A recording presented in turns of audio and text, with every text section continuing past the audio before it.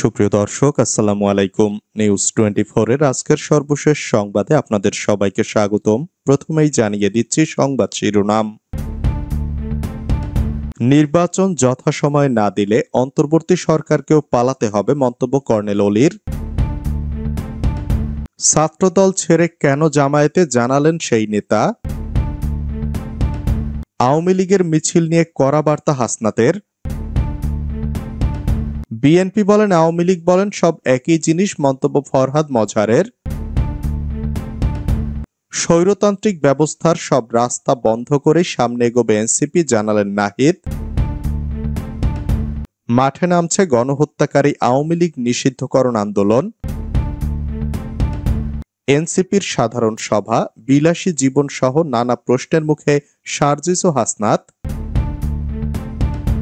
এনসিপির লোকজন আওয়ামী লীগের সঙ্গে হাত মিলিয়েছে দাবি কায়কোবাদের। এতক্ষণ শুনছিলেন সংবাদ শিরোনাম। পুরো খবর পেতে ভিডিওটি শেষ পর্যন্ত দেখুন। সর্বশেষ সংবাদ পেতে চ্যানেলটি সাবস্ক্রাইব করুন। এবার বিস্তারিত। নির্বাচন যথাসময় না দিলে অন্তর্বর্তী সরকারকেও পালাতে হবে মন্তব্য কর্নেল অলির।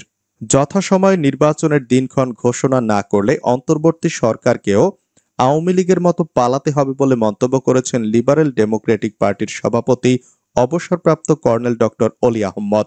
শনিবার দুপুরে এলডিপিতে গণযোগদান অনুষ্ঠানে তিনি এ মন্তব্য করেন। কর্নেল অলি বলেন, সংস্কারের নামে জনগণের সঙ্গে নাটক করছে অন্তর্বর্তীকালীন সরকার।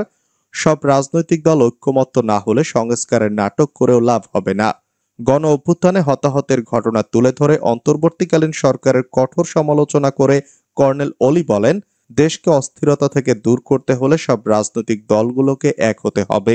অন্তর্বর্তীকালীন সরকারের উপদেষ্টাদের কথা কাজে কোনো মিল নেই উল্লেখ করে তিনি বলেন, দেশের অর্থনৈতিক অগ্রগতি ও বিনিয়োগ নিয়ে ফাঁকা বুলি ও মিথ্যা তথ্য দিয়ে বিগত 8 মাসে ক্ষমতায় বসে আছেন তারা।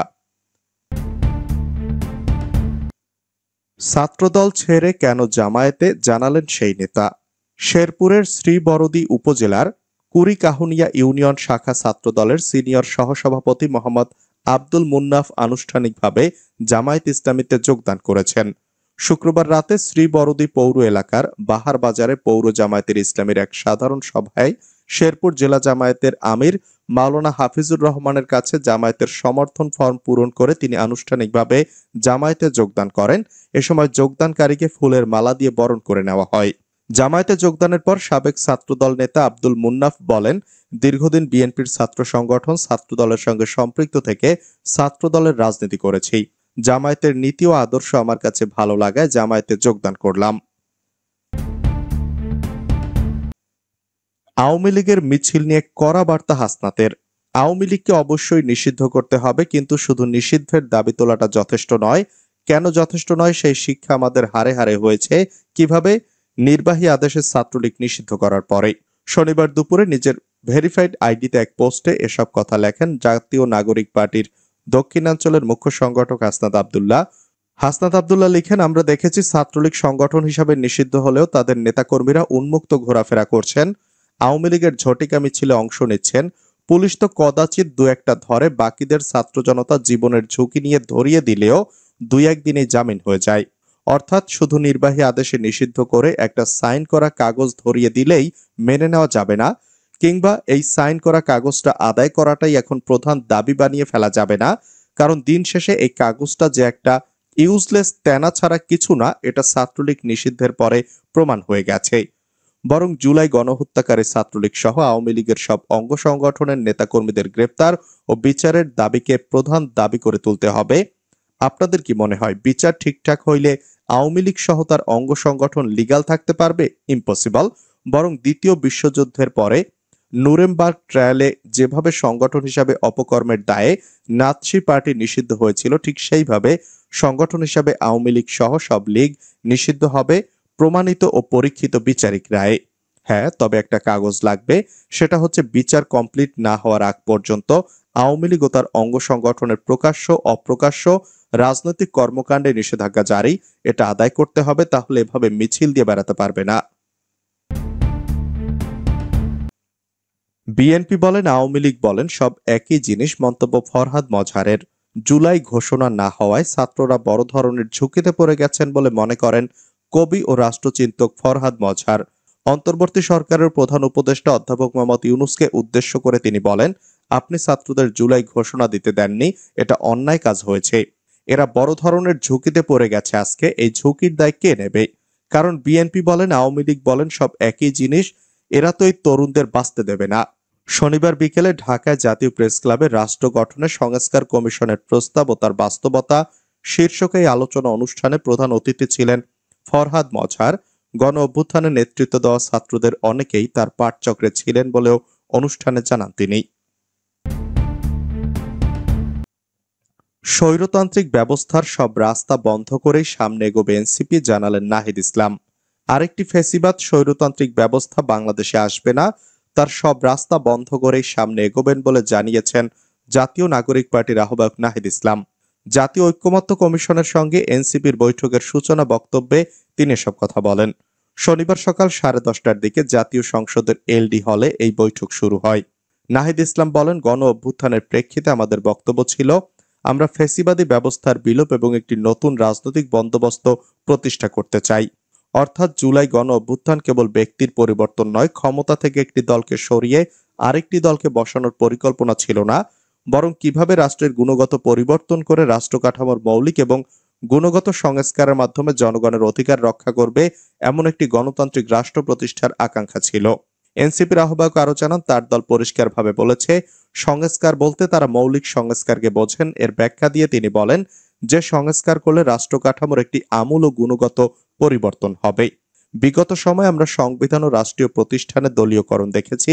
সংবিধানে এক ব্যক্তি কেন্দ্রিক কাঠামোর বীজ বপন হয়েছিল, ফলে সেই রাষ্ট্র কাঠামোকে অক্ষুণ্ণ রেখে যেই রাষ্ট্র পরিচালনার দায়িত্ব পাক তার ভেতরেও ফ্যাসিবাদী প্রবণতা থাকবে, স্বৈরতান্ত্রিক হয়ে ওঠার প্রবণতা থাকবে।